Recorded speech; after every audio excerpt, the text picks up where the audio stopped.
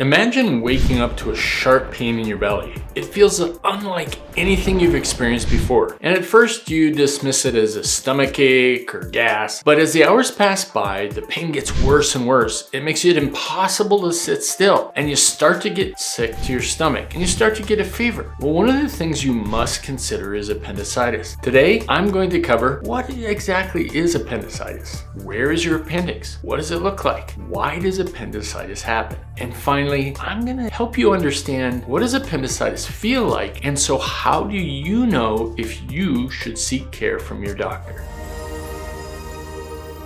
Hi, I'm Dr. Brian.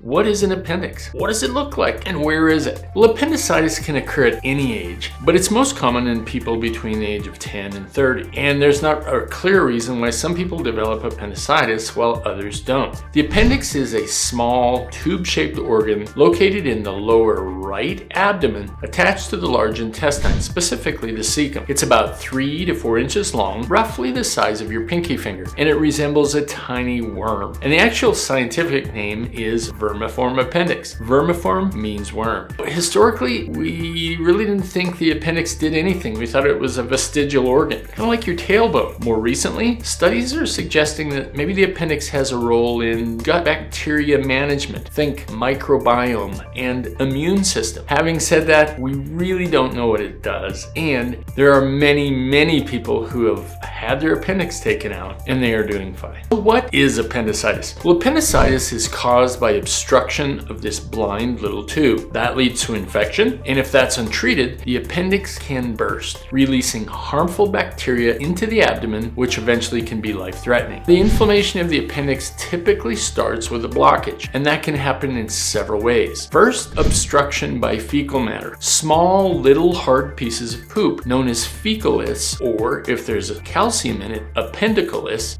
can lodge in the narrow opening of this blind tube known as the appendix. This is the most common cause of appendicitis. The blockage prevents the normal drainage of mucus that's produced by the cells in the lining of the appendix. This causes pressure to build up in the appendix. Another common reason, especially in kids and young people, is lymph tissue enlargement. There's something called lymphoid follicles which are important for immune response, and kids will get enlargement of these lymphoid follicles in the setting of a viral illness or a gastrointestinal infection. That can block up the appendix. And finally, and more rarely, foreign bodies, food, seeds, tumors, and even in some patients who have bad parasites, there has been described a ball of worms that occludes the appendix and causes appendicitis. Now, when the appendix becomes blocked for any of the above reasons, the normal flow of mucus that's produced by the cells, as I mentioned, is obstructed. Over time, this really causes the appendix to turn into kind of a cesspool. Bacteria rapidly multiply and get more and more numerous. As the bacteria proliferate, the walls of the appendix become inflamed and pus begins to fill the appendix. This buildup of pus increases the internal pressure. This stretches the walls of the appendix and it causes pain. The stretching also reduces blood flow. This further thins the wall of the appendix, and it allows the appendix to eventually burst, breaking open and spilling its contents, including the bacteria and the pus, out into the abdominal cavity. Frequently, the body will work very hard to try and contain this infection, and it will form abscesses. These are pockets of pus that temporarily wall off the bacteria and will limit their spread. You've heard all about what appendicitis is, but how do you know if you have appendicitis? Well, the hallmark of appendicitis is abdominal pain, but not just any old abdominal pain. The pain usually follows a specific pattern. But before we talk about that, we first have to discuss how do we talk about pain in the abdomen. Imagine your abdomen or your belly. The belly button's right in the middle. Now, if we draw a line up and down through the belly button and side to side through the belly button, it gives 4 different areas of the abdomen: right upper quadrant, left upper quadrant, right lower quadrant, left lower quadrant. The belly button is also known as the umbilicus, and the appendix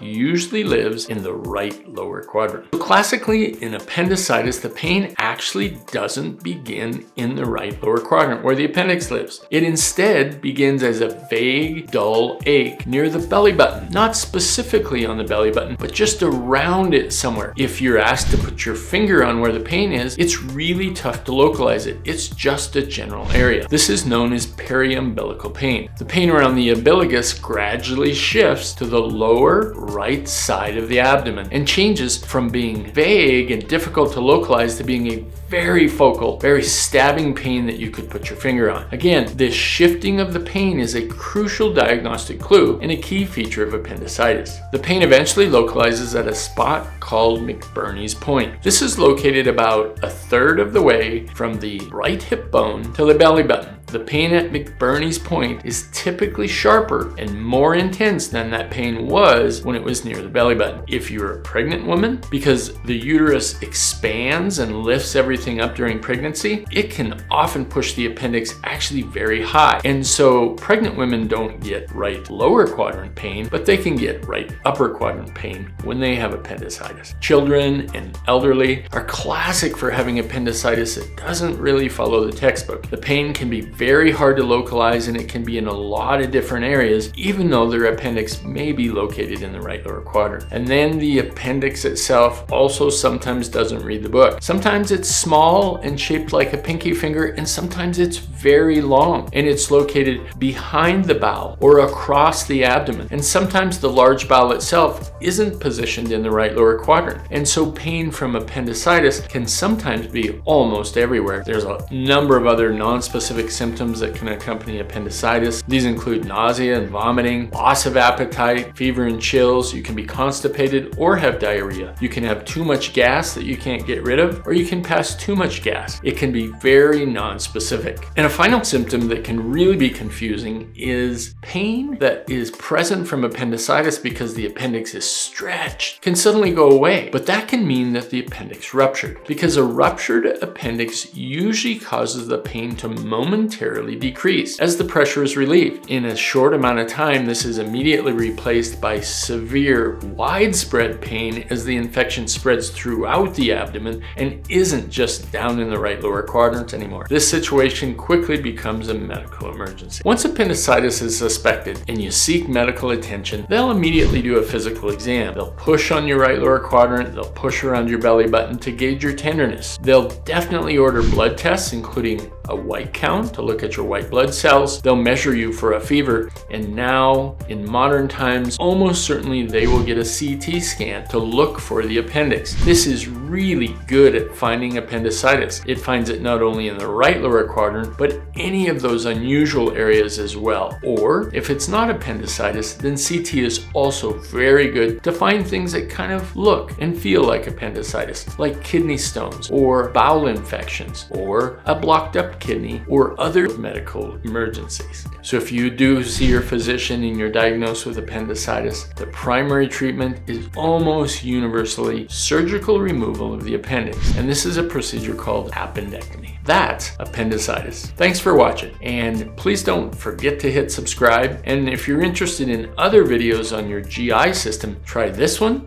on diverticulitis.